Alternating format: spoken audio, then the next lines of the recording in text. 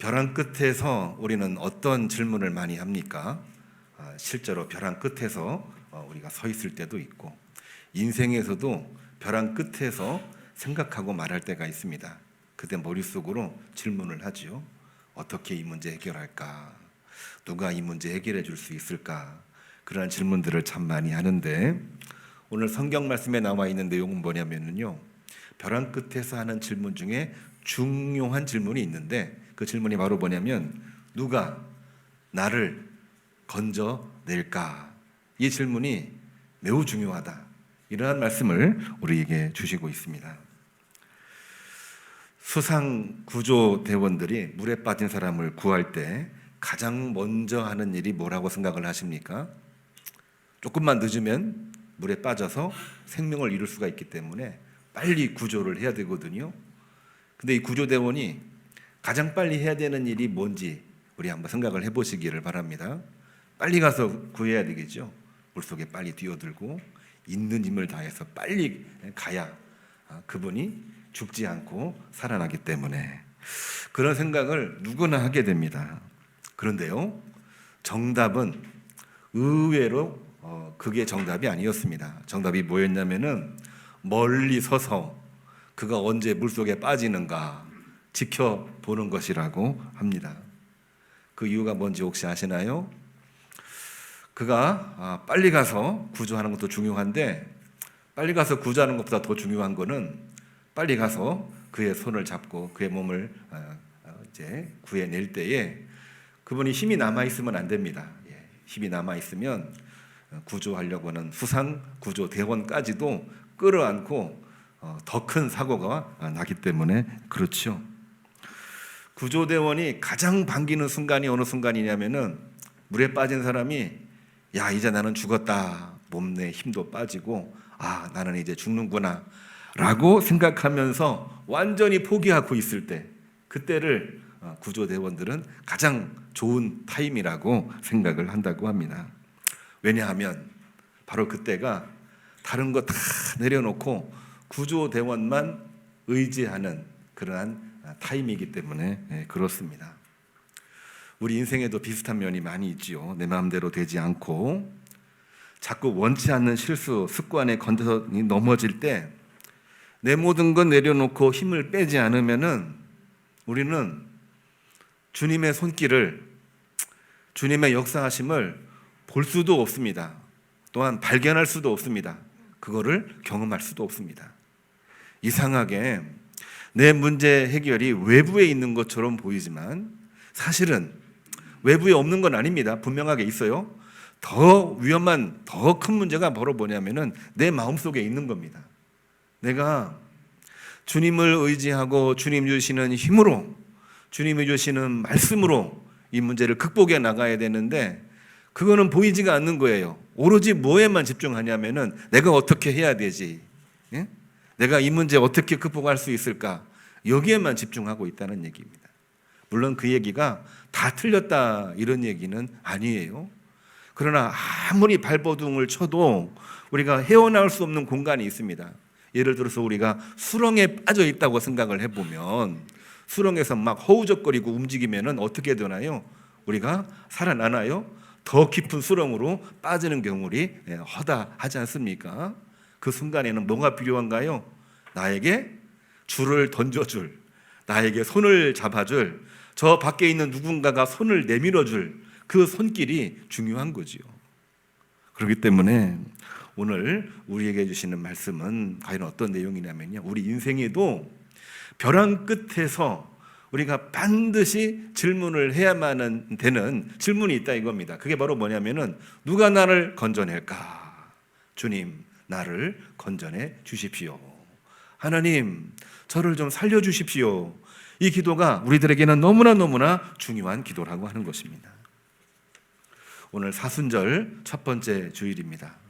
주님께서 이 땅에 오셔서 우리를 구원하시기 위해 십자가를 지시고 사망권세이시고 사흘 만에 부활하신 예수님의 생애를 기억하고 기도하는 그러한 사순절 첫 번째 주일입니다. 이 사순절 첫 번째 주일에 주시는 말씀이 뭐냐? 벼랑 끝에서 우리가 해야만 되는 질문, 누가 나를 건져낼까? 이 질문을 오늘 말씀의 주제를 가지고 함께 말씀을 살펴보려고 합니다.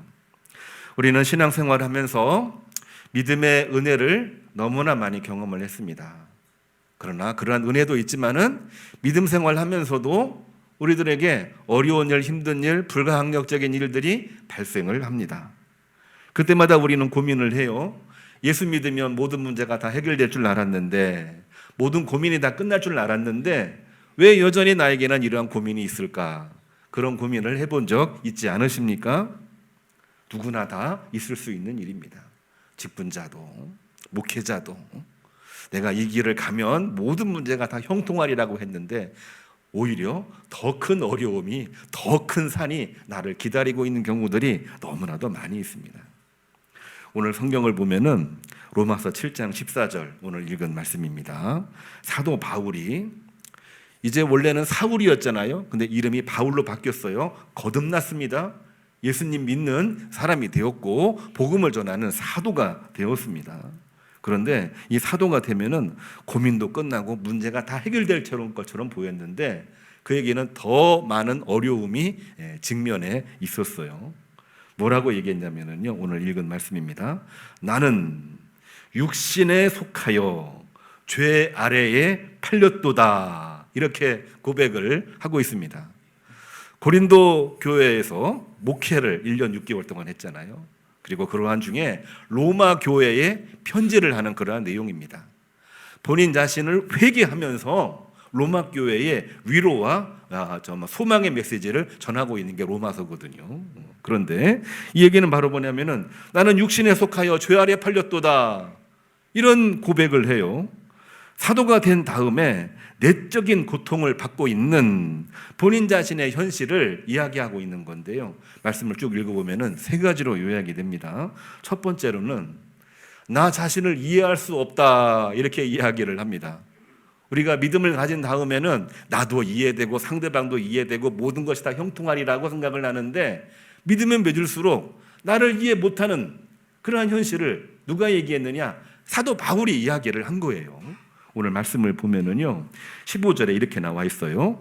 내가 행하는 것을 내가 알지 못하노니 곧 내가 원하는 것은 행하지 아니하고 도리어 미워하는 것을 행하는도다 그랬습니다. 내가 믿음 생활을 한 다음에 내가 원하는 것은 하지를 않아요. 이상하게 안 해요.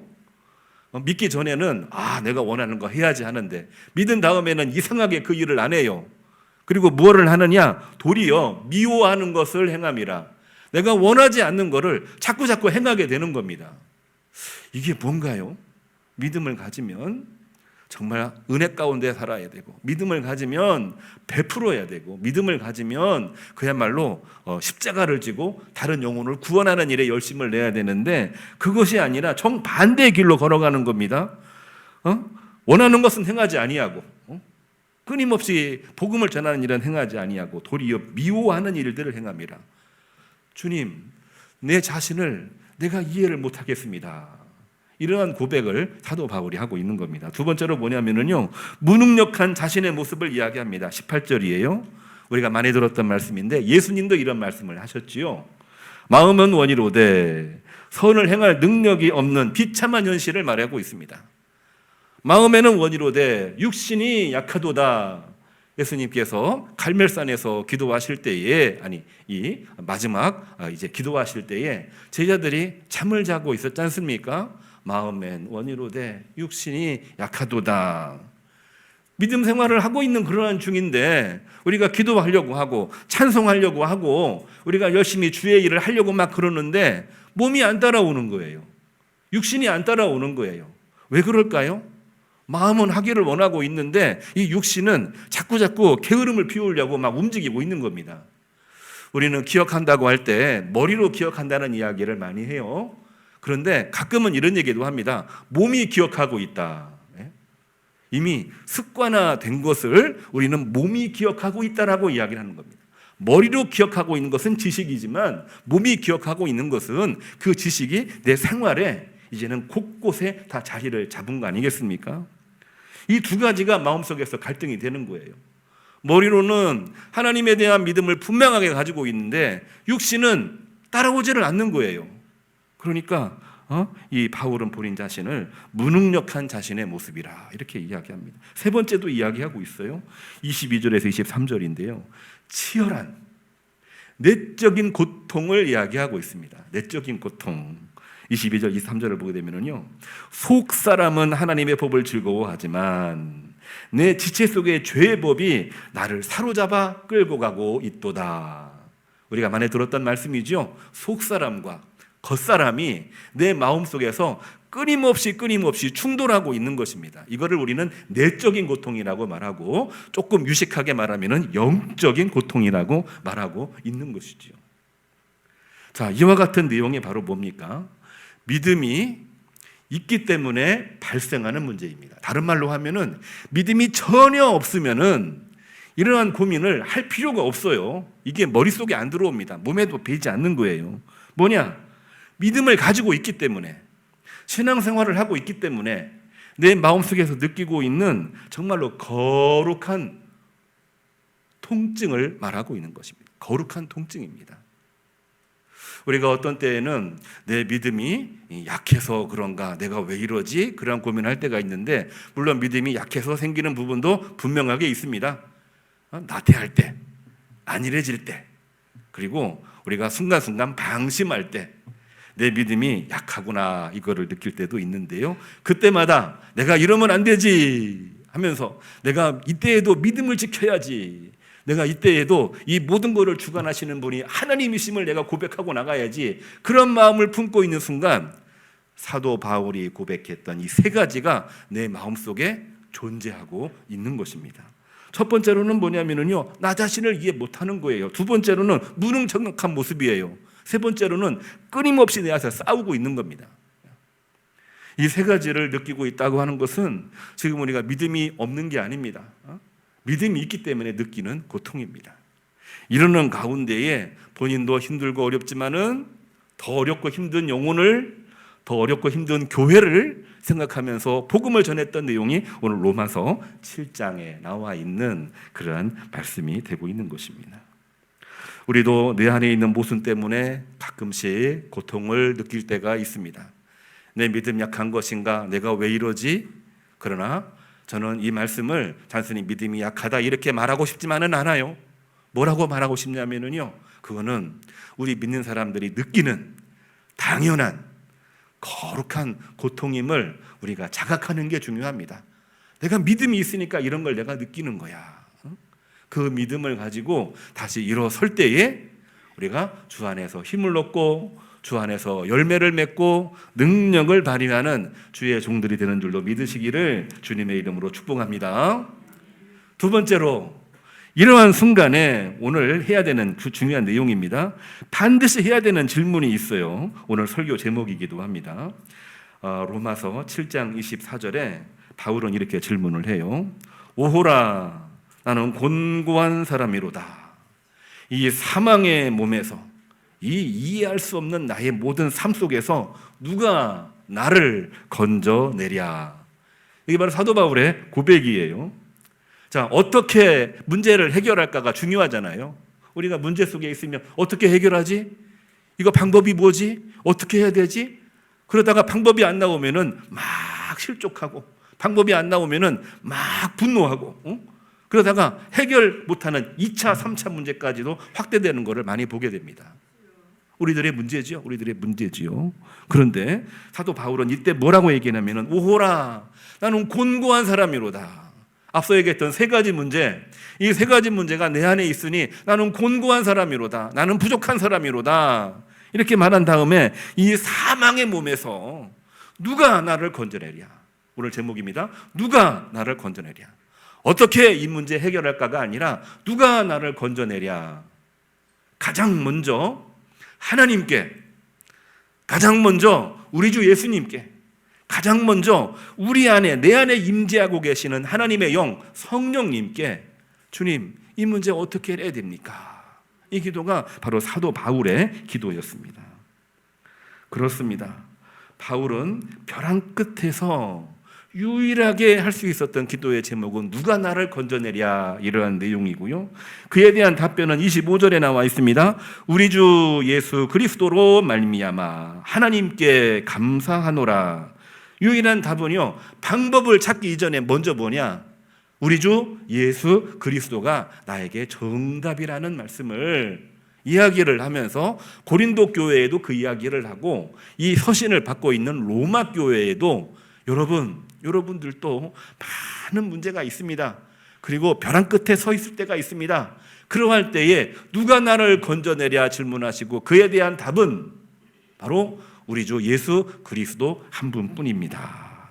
이러한 내용을 전하고 있는 것입니다. 여기에만 나와 있는 것이 아닙니다. 성경을 보게 되면요, 어떻게 해결할까, 이러한 문구가 있는지 한번 찾아보시기를 바랍니다. 어떻게 문제 해결할까? 나오질 않아요. 이상해요. 뭐가 나오냐면은 누가 나를 건져낼까? 하나님께서 우리를 구하셨다. 천사를 통해서 우리를 구하셨다. 이런 내용들만 나오고 있지, 어떻게 해결하지? 어떻게 문제를 갖다 해결할까? 이런 내용은 나와 있지를 않습니다. 예레미야 애가 3장 55절을 보면은요, 예레미야가 남유다 패망 이후에 남유다의 패망을 슬퍼하면서 하나님께 기도한 내용이 바로 예레미야 애가거든요. 자, 그 기도 내용을 한번 제가 읽어드릴게요. 내가 심히 깊은 구덩이에서, 이게 벼랑 끝이죠, 벼랑 끝이죠. 주의 이름을 불렀나이다. 자, 나라 패망했어요. 다 포로로 끌려가고 있어요. 예레미야도 그 포로 중에 한 명이에요.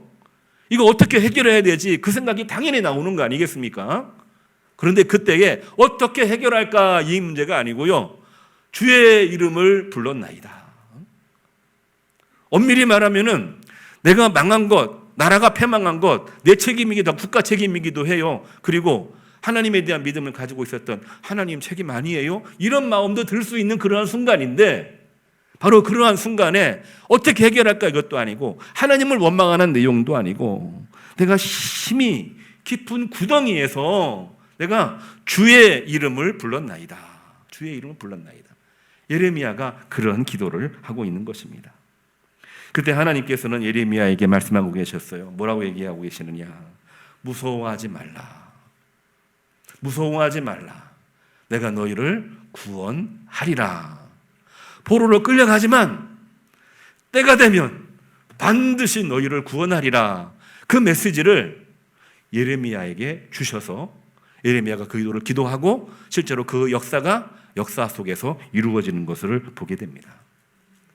하나님께서 쓰시는 사람은 과연 누구일까요?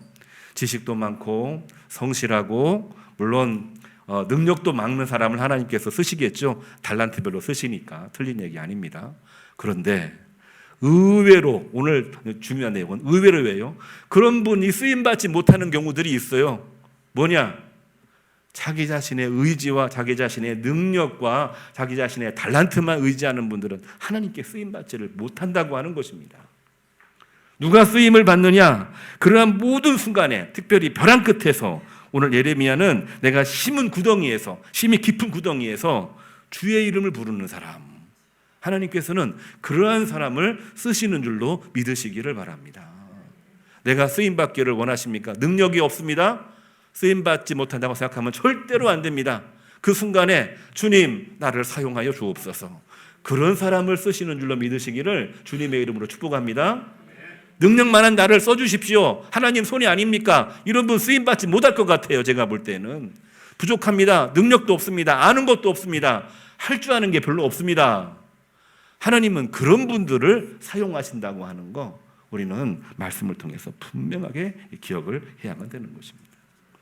그러면 우리가 어떻게 하나님의 이러한 구원의 은혜를 경험하며 하나님의 구원의 은혜를 받을 수가 있는 것일까요? 이제 방법이 이제 나옵니다.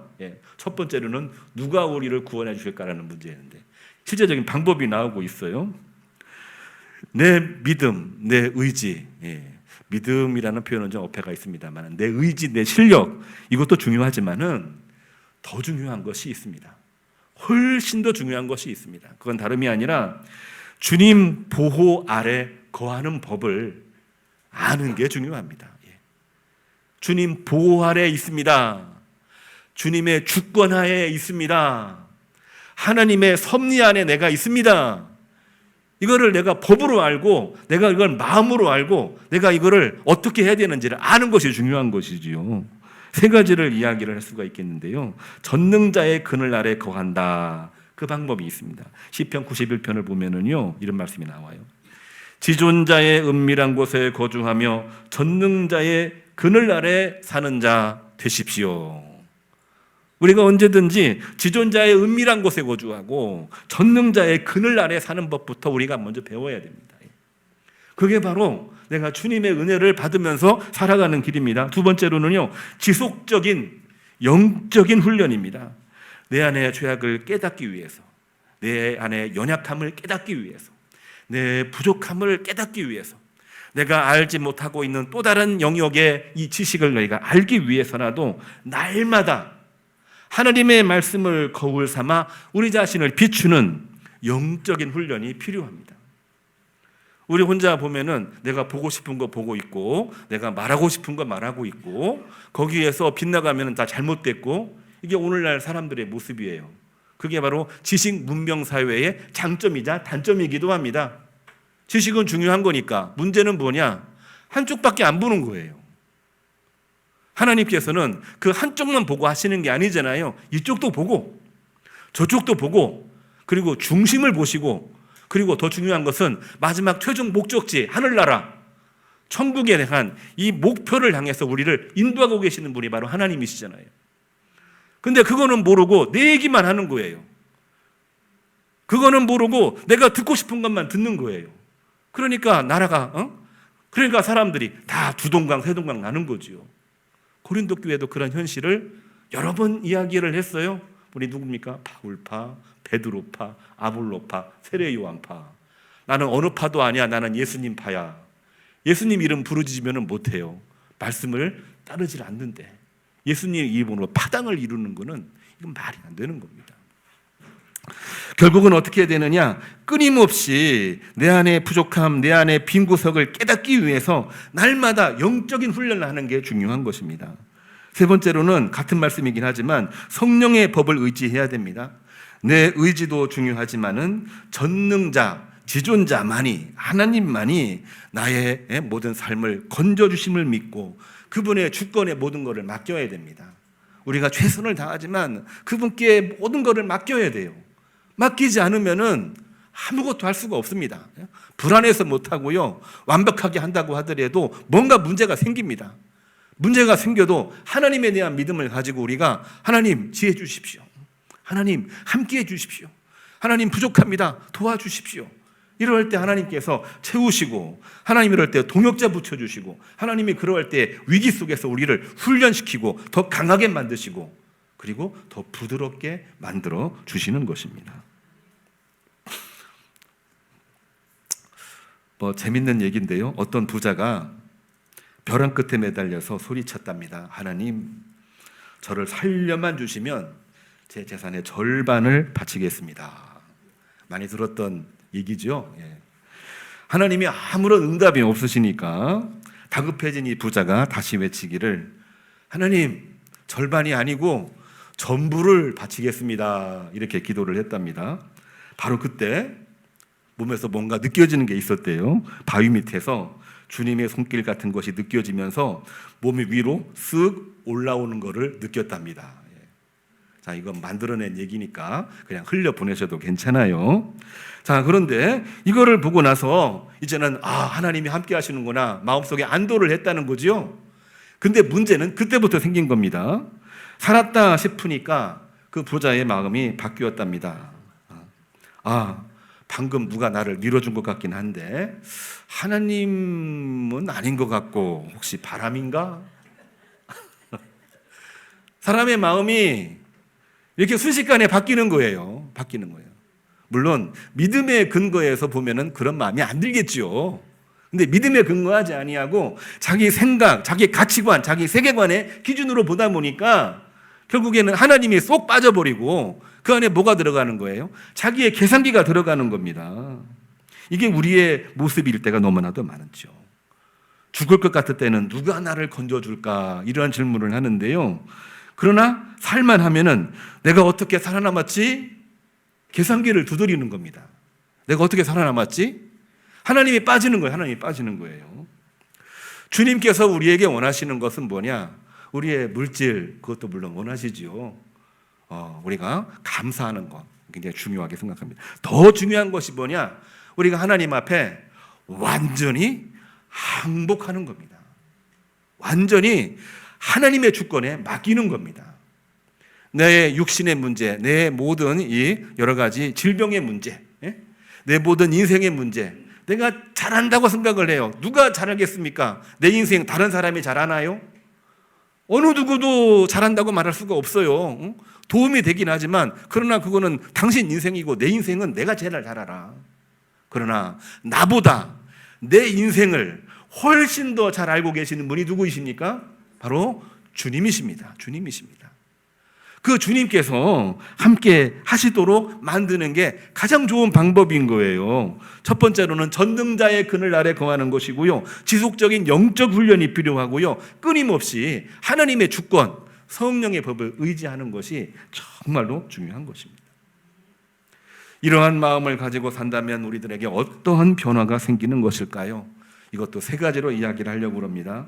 탄식이 감사로 바뀌게 됩니다.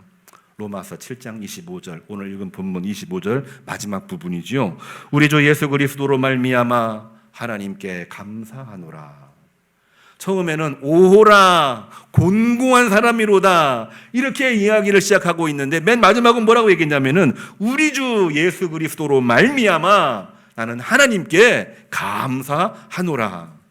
어떻게 됐습니까? 곤고한 사람, 탄식에서 뭐가 됩니까? 감사하는 사람, 하나님께 감사하는 사람으로 바뀌게 되는 거예요. 이게 뭐 별거 뭐 특별한 거 아니지 않습니까? 이게 왜 특별하지 않아요? 이게 엄청난 일입니다. 이건 바로 기적입니다. 기적입니다. 내 안에 곤고한 마음이 감사하는 마음으로 바뀐 거예요. 시편 91편을 보면은 이런 말씀이 나와 있습니다. 그가 너를 위하여 그의 천사들을 명령하사 내 모든 길에서 너를 지키게 하심이라. 하나님이 역사하시는데 누구를 보내시느냐? 천사들을 보내신다고 했습니다. 시편 기자의 고백이에요. 하나님께서 우리가 주의 길을 걸어갈 수 있도록 이 천사들을 명령하사 내 모든 길에서 너를 지키심이라 그랬습니다.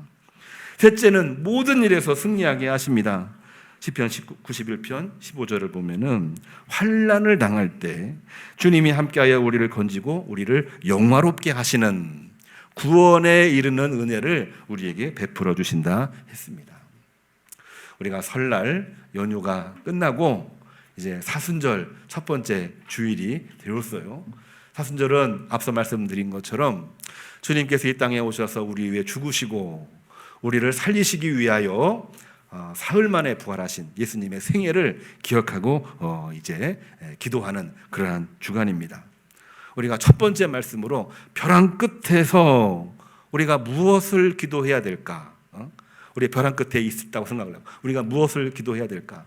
주님, 누가 너를 건져주실 수가 있습니까? 이 기도 드리시기를 주님의 이름으로 축복합니다. 그 기도 드릴 때에 주께서 말씀을 하십니다. 내가 너를 사랑한즉 내가 너를 건지리라. 한번 다 같이 한번 따라서 해볼까요? 내가 너를 사랑한즉 내가 너를 건지리라. 아멘.